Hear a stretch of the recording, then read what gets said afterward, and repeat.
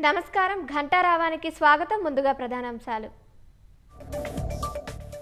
హైదరాబాద్లోని అమ్మిపేట ముంపు ప్రాంతాలు పరిశీలించిన సీఎం.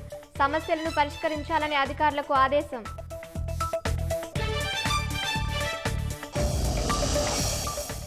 జీహెచ్ఎంసీ పరిధిలోని వరద సమస్యలపై మంత్రి పొన్నం ప్రభాకర్ సమీక్ష. అన్ని శాఖల సమన్వయంతో వేగంగా స్పందిస్తున్నామని వ్యాఖ్య. గత ప్రభుత్వం అసమర్థతలో రైతులకు సాగునీటి కష్టాలన్న కాంగ్రెస్. జవహర్ ఎత్తిపోతలతో 33,000 ఎకరాలకు నీరందిస్తామన్న మంత్రులు. మేక్ ఇన్ ఇండియా చొరవతోనే ఆపరేషన్ సింధూర్ విజయవంతం. గంటల వ్యవధిలోనే పాక్ను మోకాళ్లపై కూర్చోబెట్టామన్న ప్రధాని.